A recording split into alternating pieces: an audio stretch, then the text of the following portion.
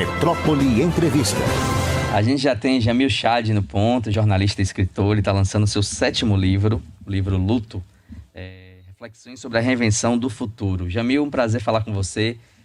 Já queria conversando, eu cheguei a dar uma folhada no seu livro, dei uma olhada, você falando sobre, propondo que a pandemia é um marco fundador aí desse nosso século XXI, né? Talvez o ato que defina esse século, quando os livros de história forem se debruçar sobre isso. Quando a gente teve o atentado das Torres Gêmeas em 2001, muito se falou que ali era um marco também da humanidade, uma era do terrorismo. Por que você propõe agora esse deslocamento do novo marco fundador que a pandemia vai trazer de legado e de reflexão sobre o futuro? André, antes de mais nada, muito obrigado pelo convite. Parabéns pela data da cidade aí. Eu vou ter que te confessar, eu torço pro Bahia, então lamento pro resto do pessoal. Estamos juntos nessa. Você tem uma simpatia muito grande. 80% do estado está contemplado aí na sua fala, 80%, então tá tudo certo, não vai ter briga. Uma minoria apenas que... Por vários motivos, mas principalmente por conta de uma agenda social que também é trazida ali de uma forma muito clara, e isso é um alívio quando você vê, você sabe que eu escrevo sobre futebol também, e quando você vê que existe espaço para consciência social e futebol. Então é muito bom você ver isso acontecendo. Eu peço perdão aí pelo barulho, talvez onde eu estou, vou entrar numa reunião daqui a pouco, então por isso que eu estou num local que talvez não seja tão ideal quanto vocês mereceriam. Mas olha, você fala do deslocamento para 2021, do início do século. Eu tenho a percepção seguinte, que sim, claro, os ataques contra as Torres Gêmeas, o ataque terrorista foi absolutamente fundamental para a gente entender tudo o que aconteceu no planeta depois de 2001. Afeganistão, o Iraque, a guerra ao terror, as novas regras que foram estabelecidas desde dos nossos procedimentos no aeroporto até as alianças internacionais. Agora, o que eu digo é que isso teve um impacto, acima de tudo, geopolítico, um impacto nas relações de poder. Agora, o que a pandemia fez foi mudar a nossa consciência, a nossa alma, a nossa percepção de vida. E por isso que eu acho que ela é mais forte, ela é mais definidora do que o próprio 11 de setembro. Tem algumas coisas que aconteceram por conta da pandemia que são verdadeiros terremotos, né? Um deles, só para dar 3 exemplos para vocês aí. Um deles é o fato de que a gente descobre, que na verdade não é uma descoberta, isso já estava muito claro, mas fica explícito, que essa história de que o mundo é infinito, que nós temos todas as possibilidades, que basta caminhar nessa direção e está tudo resolvido, o vírus vem e dá uma lição muito dura para todos nós, né? O segundo ponto, que o progresso é absolutamente, vamos dizer assim, uma fatalidade, vai acontecer, que não existe outro caminho que não seja o progresso. Não, de novo, vem algo que a gente não esperava e que coloca um grande ponto de interrogação sobre a nossa existência, né? E em terceiro lugar, que eu acho que é algo também fundamental, a gente fica absolutamente estarrecido com algo que também era muito conhecido, mas que fica ainda mais claro durante a pandemia, que são as injustiças sociais e a ganância daqueles que estão no poder, né? E aí não é só a ganância de poder político, é também a ganância em termos financeiros, econômicos. Você tem uma situação dramática que é justamente os remédios, as vacinas, que até hoje as patentes não foram suspensas. Então, por mais que pessoas estejam morrendo todos os dias ainda, as farmacêuticas continuam mantendo o poder sobre as vacinas. Então, tudo isso, na minha opinião, é muito definidor na nossa geração e vai nos colocar muitas perguntas, mesmo que a gente esteja achando, não, mas já está voltando ao normal, etc. Não, o que a pandemia nos ensinou e o impacto que ela teve vai ser muito mais profundo do que essa aparência de normalidade que a gente vai ter agora. A gente está conversando com o Jamil Chad, escritor e jornalista, autor do livro Luto, Reflexões sobre o Futuro. Jamil, numa parte do livro você traz também a questão da política, né? Como a política está inserida nesse contexto global.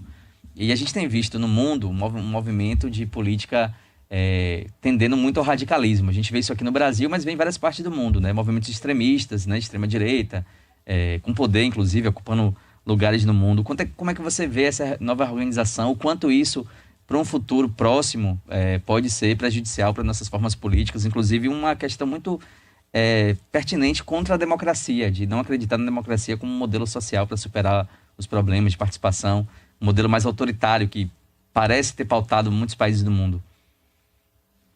Meu caro, essa é uma grande preocupação, porque, de fato, vamos colocar em números isso aí, tudo que você está falando. Hoje, no mundo, apenas 6% da população mundial vive em democracias plenas. 6%. Ou seja, é a minoria da minoria. Nós, por exemplo, nessa ponta, não estamos, nós, Brasil, nós estamos numa democracia eleitoral, que é aquela que você vota, mas que os seus direitos não estão assegurados. Você tem o direito a votar. Mas isso não significa que você tem, que é o que é a democracia, é o seu poder de definir ou sonhar em definir o seu próprio destino, né? E isso não existe, obviamente, para milhões de pessoas no Brasil. Isso fica muito claro. Agora, como você falou, essa questão dos extremismos, eles, obviamente, representam um desafio muito grande, muito grande. Eu não sei se eu conto isso com muito detalhe no livro, não, até que não, mas eu vou aproveitar e colocar aqui para vocês. Nesses 22 anos que eu trabalho como correspondente, eu fui a 70 países, mais de 70 países. E tem algo que é muito impressionante, que no começo, principalmente das viagens que eu fazia, eu tinha a percepção de que, olha, nós somos muito diferentes, que ótimo, vou para tal lugar, vou para o interior da África, vou para o Oriente Médio, vou para não sei aonde, olha como nós somos diferentes, etc. Olha a diversidade do planeta, muito bem. Mas sabe o que tem acontecido? Principalmente nos últimos anos, eu tenho mudado essa percepção. Qual é a percepção? De que você, na verdade, tem muito mais similaridade do que diferença. A gente chora igual, a gente sonha igual, a gente tem desejos, né, de uma vida melhor. E isso, cara, é absolutamente universal. Isso é absolutamente, eu diria, independente da tua religião, da tua condição social, etc. Então, é impressionante como nós somos iguais. Agora, se nós somos tão iguais e se existem as mesmas aspirações mais profundas, como é que o nosso sistema político nos faz acreditar que nós temos tantos rivais, tantos adversários, tantos inimigos, né? Óbvio, é uma estratégia de poder, né? Eu tenho que criar esses inimigos, eu tenho que fazer a sociedade rachar para eu conseguir justamente me colocar, me colocar como partido, como político, etc. Isso talvez seja um dos grandes desafios desse nosso século. Por quê? Porque os desafios que a gente vai enfrentar, como aconteceu na pandemia, não são desafios que vão depender se você é de direita ou se você é de esquerda, né? Isso não vai. O vírus não quer saber se você é de direita ou esquerda. O vírus, ou não só o vírus, as mudanças climáticas não querem saber de que partido você é. Elas não querem nem saber se existem fronteiras, de fato. Então tá. Então a nossa percepção de como lidar com esses problemas não vai poder ser, eu sou de esquerda e, portanto, vou fazer isso, ou eu sou de direita e vou fazer isso. Eu, sinceramente, eu acho que é algo que eu tenho também visto, e isso sim eu coloco no livro com muitos detalhes, a maior divisão que existe hoje no planeta não é se você é de esquerda ou de direita, se você é ateu ou religioso, é se você adota, eu diria, políticas, práticas, orientações humanas ou desumanas. É só isso, no fundo. Se você está aqui para destruir, ou se você está aqui para ajudar a sobreviver. E aí a pandemia tem um ensinamento que é duríssimo, mas ao mesmo tempo é muito válido, que é o seguinte: para eu garantir que meu pai e minha mãe, velhinhos, possam estar protegidos do vírus, sabe o que eu tenho que fazer? Eu tenho que vacinar o meu inimigo. Eu tenho que garantir, eu como autoridade, né, um político, um prefeito, um governador, um presidente, para garantir que a minha família sobreviva à pandemia, eu vou ter que ir e vacinar os meus adversários. Porque senão o vírus vai voltar de alguma outra forma, com alguma mutação, e vai destruir o que eu acho que são os meus aliados.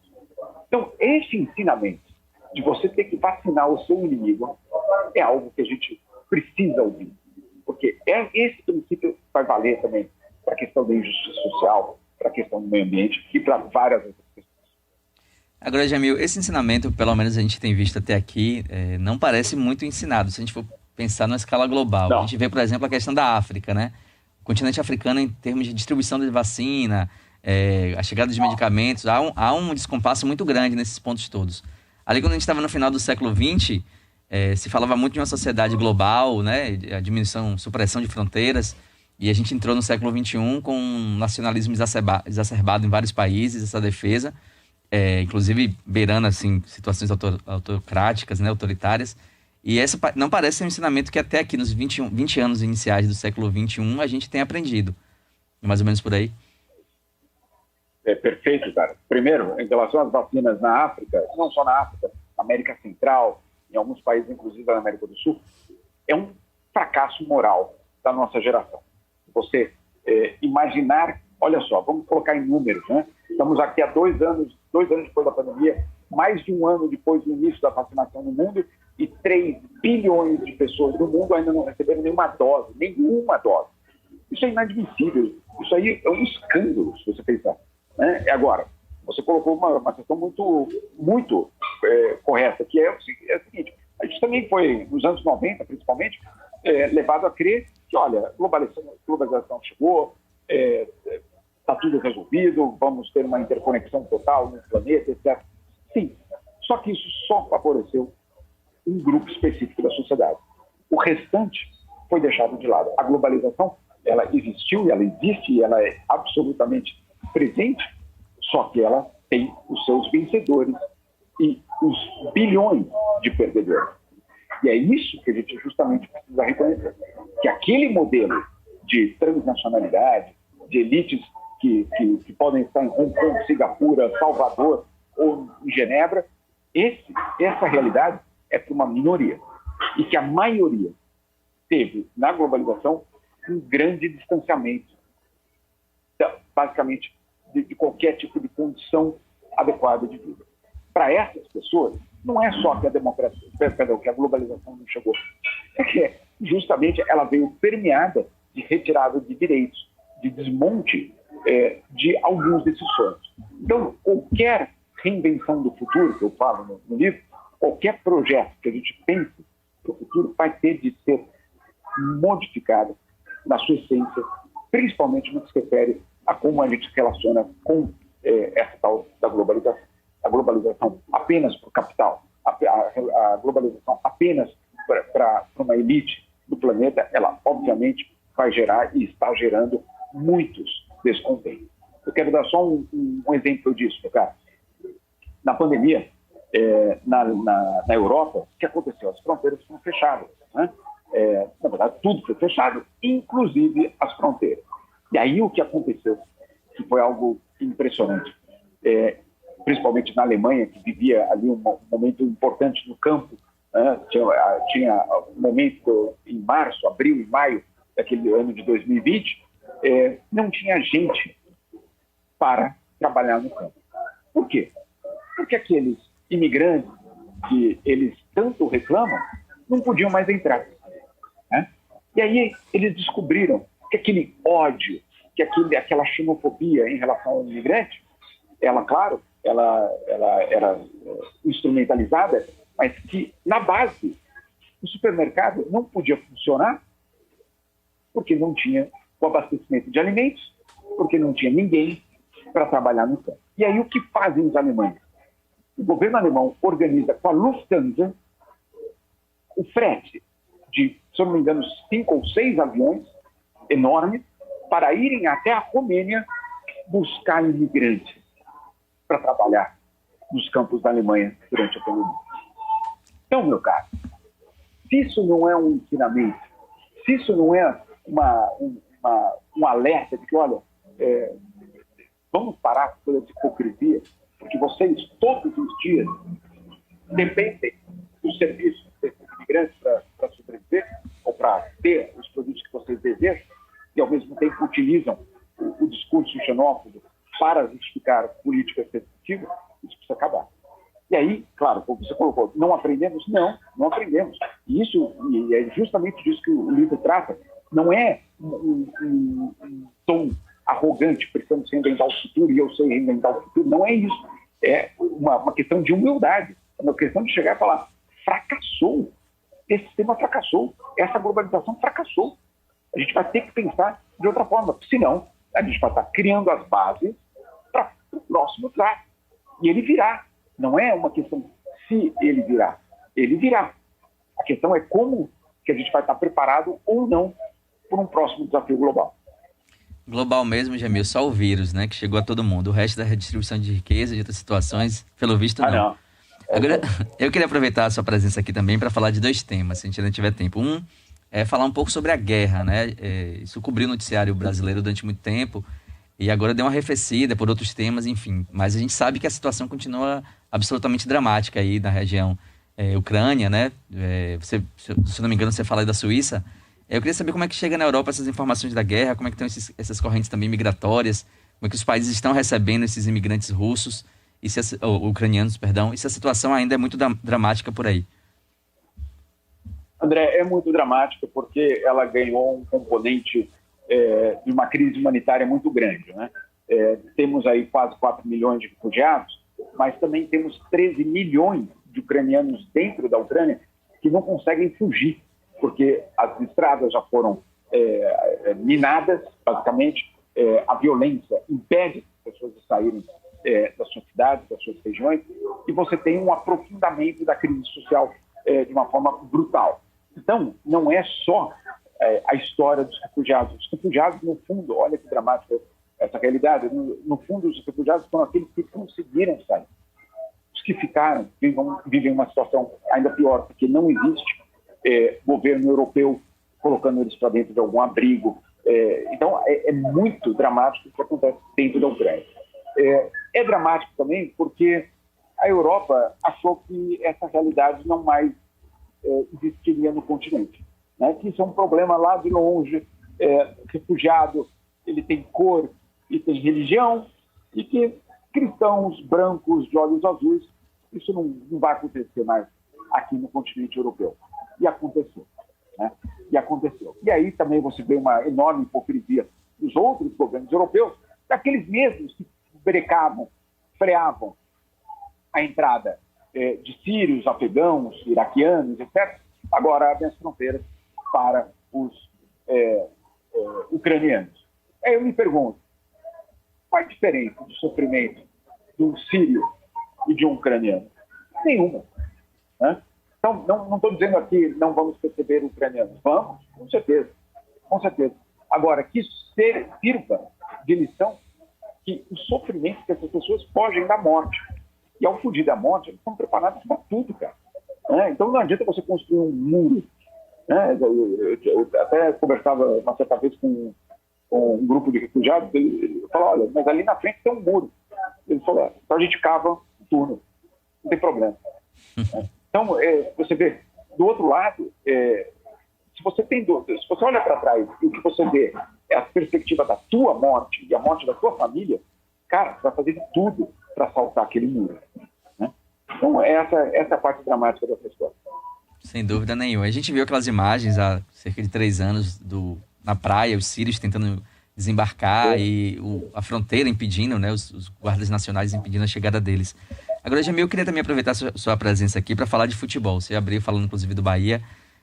Boa parte do estado ficou muito lisonjeado com sua declaração de preferência pelo maior clube do estado, da qual também faço parte. Mas a gente teve uma mudança agora de direção aqui na CBF, né? Inclusive o baiano Edinaldo Rodrigues assumiu. E a gente tem uma questão do Brasil, a representação do Brasil no mundo, né? O Brasil ficou com uma imagem muito manchada, com a troca sucessiva de presidentes, muitos envolvidos em corrupção. Você cobre futebol, fala muito sobre a FIFA, fala também sobre a CBF. Eu queria que você falasse um pouco assim, como é que está a representação hoje do Brasil no mundo, e a gente, às vésperas de uma Copa do Mundo inédita, né, no Catar, como é que você enxerga a geopolítica aí do futebol no mundo? André, o Brasil deixou de ser um ator no futebol mundial no que se refere à administração do futebol. O Brasil não faz parte mais das dos atores que tomam decisões, que influenciam na agenda do futebol, das reformas do futebol. Isso, o Brasil hoje é coadjuvante. Ele não é só coadjuvante em campo. Essa talvez é a grande transformação, porque por décadas, de uma forma muito ruim, Avelange, Ricardo Teixeira, etc., mas o Brasil era protagonista, para o bem e para o mal. Né? Para o bem, porque, de fato, passava pelo Brasil decisões fundamentais sobre onde jogar, que horas ia ser partida, etc., etc. Tudo que a gente sabe. Perdão. Isso vinha, claro, com um pacote, que vocês conhecem muito bem, de muita corrupção e do que eu chamo de sequestro, por isso o título aí do podcast, o sequestro do futebol por parte desses dirigentes que falaram: agora somos nós que vamos ganhar com essa seleção. Hoje, você não tem esse protagonismo. Hoje você tem o Brasil como um coadjuvante, eu diria, mais do que marginal nas decisões da FIFA, nas decisões do futebol mundial. Isso não significa que a gente tenha resolvido os nossos problemas internos. Né? Eu acho que o que vocês citaram ainda, a CBF, etc., é uma deterioração, não só a eleição agora, eu digo o processo inteiro, né? Desde a queda, basicamente, Marinho, Del Nero, Ricardo Teixeira, todo aquele momento, você tem um longuíssimo processo de deterioração muito grande da instituição. Insisto, não estou dizendo que antes era melhor. Agora, aquela esperança de que, com a saída daquele católico, uma reforma, transparência e um profissionalismo fossem estabelecidos, isso não aconteceu. Né? Isso não aconteceu. Então, é muito triste, na verdade. Eu tinha, inclusive naquele momento, escrevendo os livros que eu escrevi naquele momento, eu tinha muita esperança de que aquilo ali tivesse sido um divisor de águas na história do futebol. Mas o que a gente vê é que no futebol, essas forças, elas tendem a buscar uma acomodação para seguir existindo, para seguir mandando. E, de uma certa forma, vários anos depois, basicamente 5, 6 anos depois, o que nós vemos é que aquele projeto de reforma do futebol, transparência no futebol, fim da corrupção no futebol, eu não estou falando só do Brasil, estou falando do global, isso não aconteceu. E eu acho que a gente ainda está longe de ver um futebol em que o torcedor possa ir para o estádio tranquilo, sabendo que o dinheiro dele foi, de fato, para vamos dizer assim, o desenvolvimento do futebol. O que me dá muita angústia, meu caro, e angústia mesmo, foi por isso que eu comecei a escrever sobre esses assuntos, é porque eu era um moleque que ia para o estádio em São Paulo toda semana. Comprava camisa, comprava flâmula, ficava na porta de hotel pegando autógrafo dos jogadores. Eu e toda a garotada, né, da escola, vocês conhecem muito bem, continua sendo essa mesma realidade. E você vai crescendo e principalmente descobrindo o que é que acontece nos bastidores, e eu me senti traído. É isso que aconteceu no fim.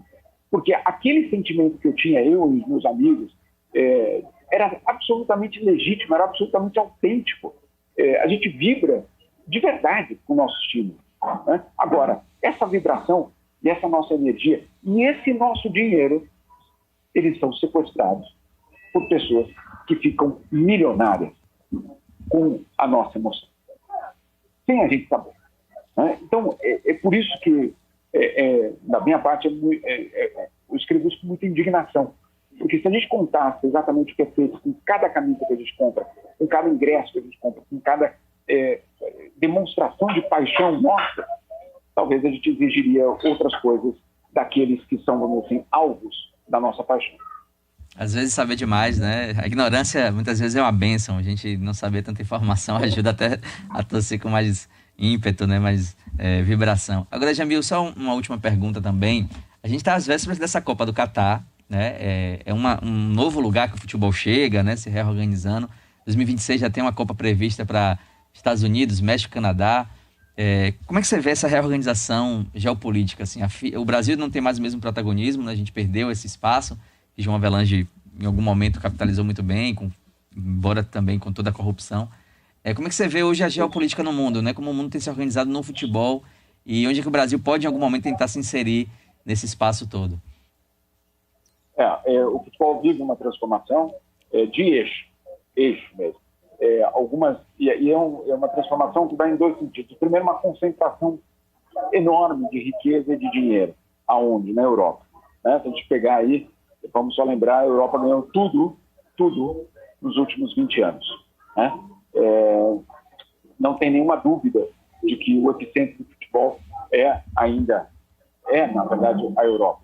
Esse epicentro, ele fica cada vez mais claro.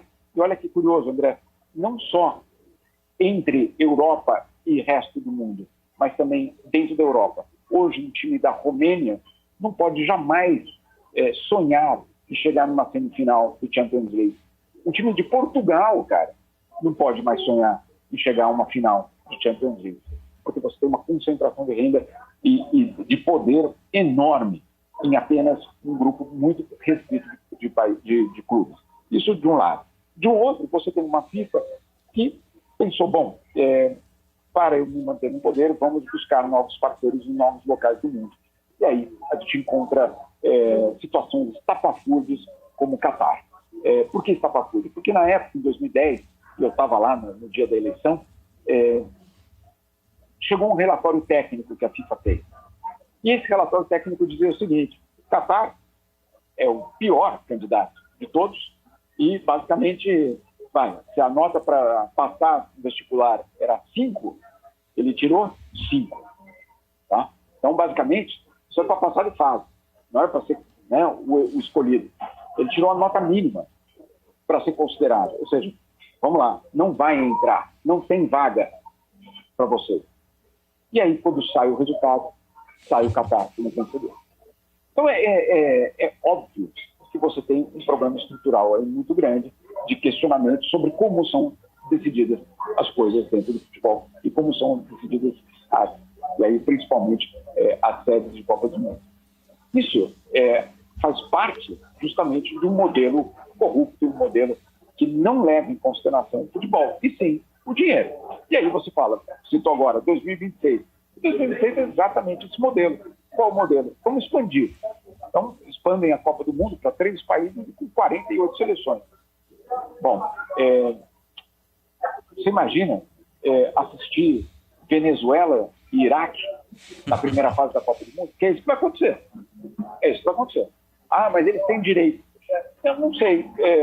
Eliminatória da Copa do Mundo serve para isso. Né? E agora, qual foi a conclusão da FIFA? Não sou eu dizendo, não um jornalista chato lá dizendo, olha, vamos parar com isso. Não. A constatação oficial da FIFA foi: a qualidade da Copa vai cair. Eles constataram isso. A qualidade da Copa do Mundo vai cair. Mas, no capítulo seguinte do mesmo relatório, dizia o seguinte: nós vamos ganhar $1 bilhão a mais. Então, na cabeça dos cartolas está valendo. A gente conversou com o Jamil Chad. Ele é autor do livro, 7º livro dele, Luto, Reflexões sobre a Reinvenção do Futuro. Jamil, um prazer falar com você. Vários temas aqui, guerra, futebol, pandemia. A gente vai te falar mais vezes. Eu que agradeço, meu caro. Obrigado pelo convite. E próxima vez que eu estiver em Salvador, vou até o estúdio aí. Ah, maravilha. Já está convidado. Com a camisa do Bahia, de preferência. Com a camisa do Bahia, com certeza. Claro. Nenhuma dúvida. Valeu, Jamil. Obrigado.